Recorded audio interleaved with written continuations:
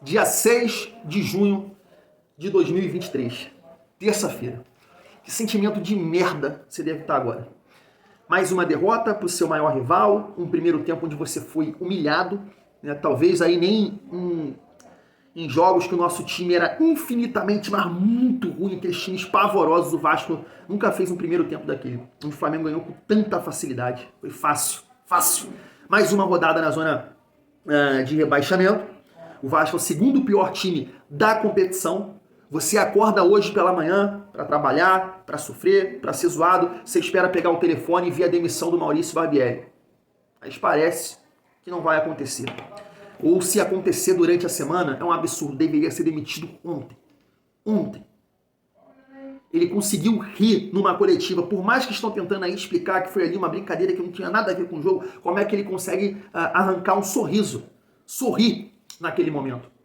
É o mesmo treinador que falou que o Vasco está acostumado com Série B. Eu falei ontem no meu pós-jogo, falta sentimento, falta sangue, falta alguém lá dentro ser vascaíno. Essa porra não é só processo, não é só estatística, não é um número.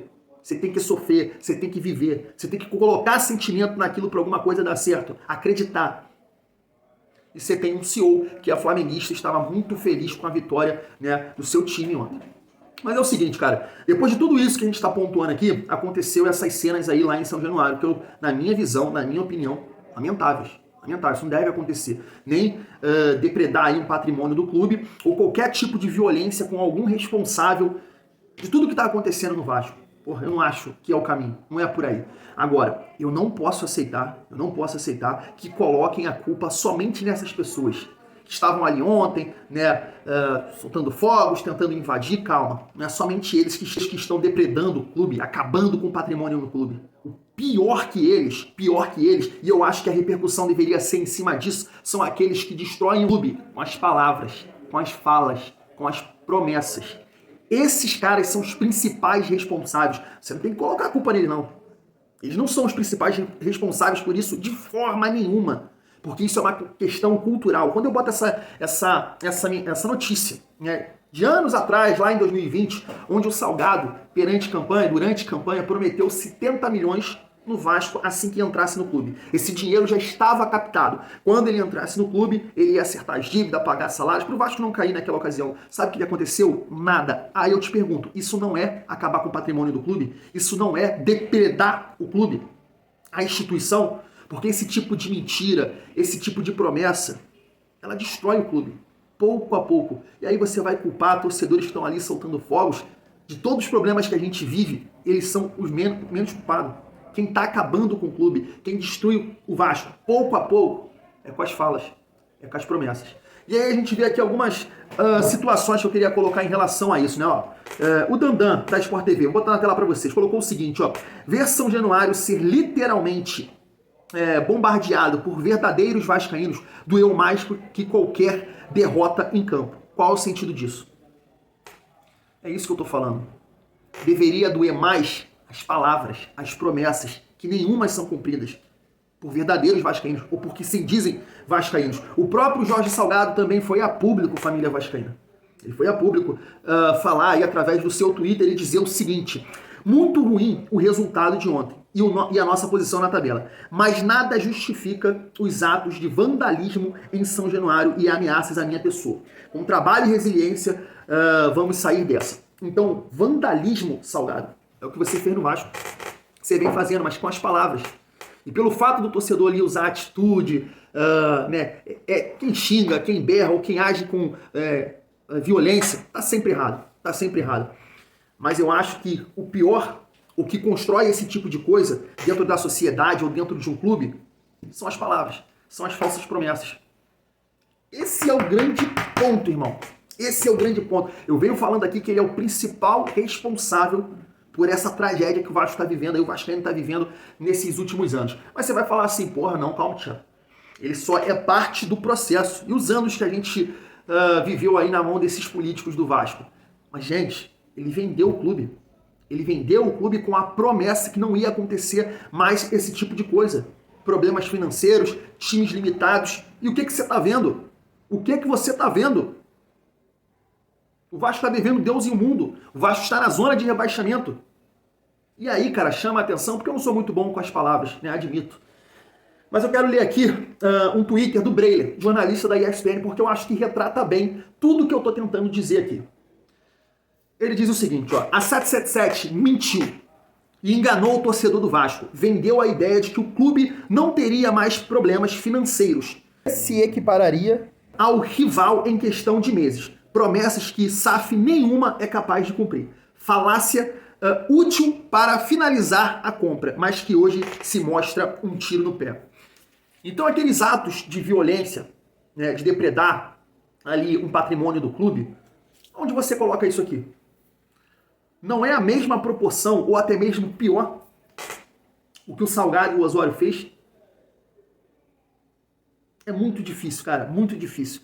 Você vendeu o Vasco com a promessa que nada desse tipo de coisa ia acontecer mais, e o que a gente vê é totalmente ao contrário. E ainda, cara, a gente tem que se passar e escutar coisas aí na mídia dizendo que o torcedor do Vasco ele é iludido. Isso, que ele é iludido, que ele achou que a SAF, e nada disso. Nada disso. Não tem nada de ilusão. Eu, pelo menos, sou um cara que eu nunca acreditei na pior gestão da história do Vasco de clubes brasileiros. É o pior presidente. É o pior presidente. Eu não acreditei nas promessas dele. Pô, vamos vender o Vasco por isso, por aquilo, que a gente vai ser competitivo, vamos buscar. Com certeza não acreditei nisso. Agora, o mínimo que era pagar contratações ou fazer contratações, dinheiro novo no clube, porque isso era uma fala, era constante. Eles gritaram para Deus e o mundo que a 77 tinha muito dinheiro. E é justamente o que a gente não vê. Era o que o Levinciano falou o tempo todo. Vão operar com o dinheiro do clube. Então foi vendido para isso. Agora a gente vai lá protestar contra o Josh, contra a 777, mas o protesto está aqui. É contra essa pessoa, é contra esse cidadão.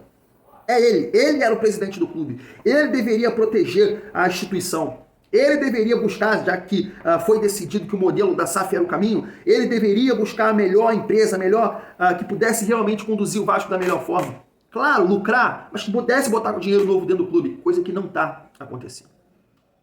Então, eu fico muito triste quando vejo a repercussão, o Roger Flores, eu vejo o Zé Comélia, colocarem esse vascaínos, criticarem isso, né, ser Vasco.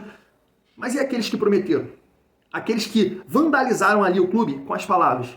Não vão ser penalizados ou responsabilizados? É esses torcedores somente que são os culpados disso? Que não são vascaínos? É triste, cara. Queria trazer aqui também um desabafo do Edmundo em relação a isso, porque foi um cara que defendeu muito, né, a SAF, a 777, e fez um desabafo ontem interessante, analisando também a parte de campo, dizendo que o vascaíno realmente foi feito de trouxa. Vamos lá.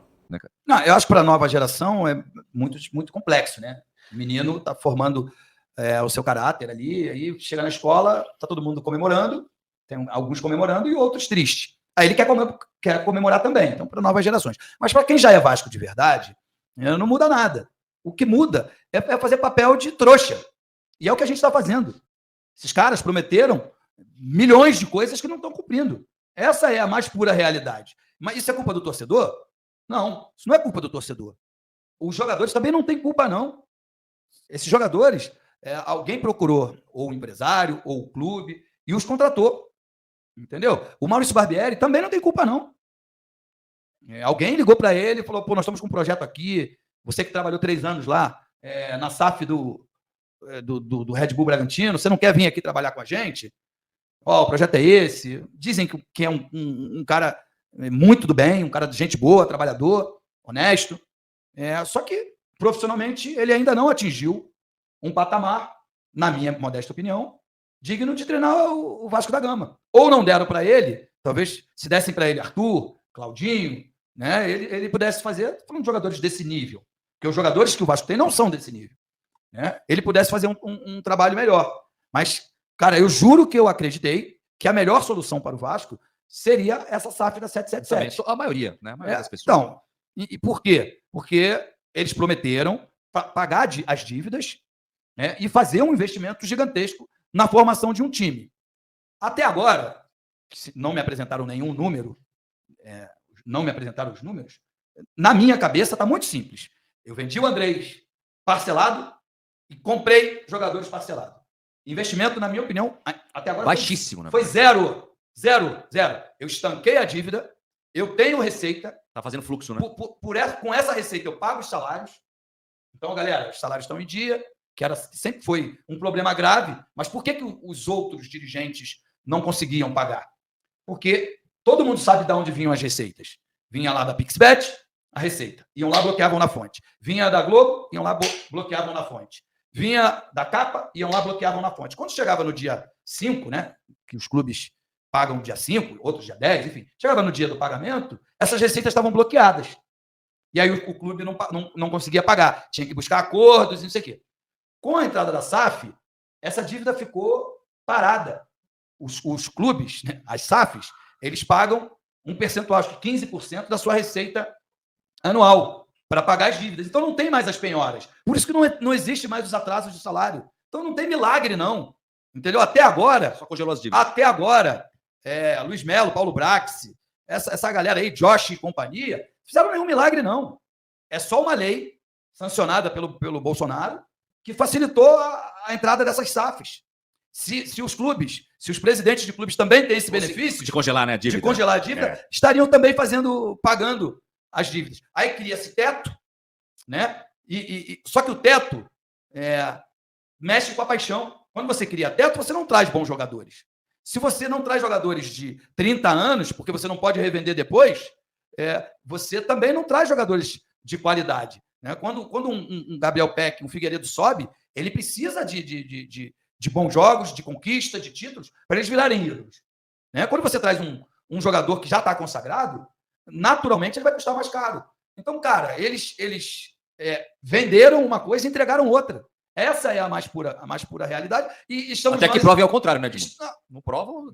Estamos nós aqui sofrendo. Pegando um gancho no que o Edmundo falou, acho que as promessas, fazer o vascaíno de trouxa é vandalizar, né? É prejudicar um patrimônio do clube. Mentir para o maior patrimônio ou fazer promessas que nenhuma delas é cumprida é jogar contra o clube, é jogar contra o Vasco. A torcida é o maior patrimônio que um clube de futebol pode ter, o Vasco. E esse cidadão, Salgado, Osório, eles vandalizaram o torcedor, eles humilharam o torcedor, eles depredaram o torcedor. E aí não dá para culpar somente aqueles torcedores que foram ali em São Januário. Esse é o meu ponto de vista. Fica muito difícil, cara, gravar vídeo, falar, não sei que coisa a gente está falando. Mas próximo vídeo a gente fala um pouco mais, né, de bola, porque, cara, não é possível que o Maurício Barbieri vai sair, não vai ser demitido. Eu sei que é o menor dos problemas, mas algum fato novo tem que acontecer para o Vasco tentar sair dessa situação. Tamo junto.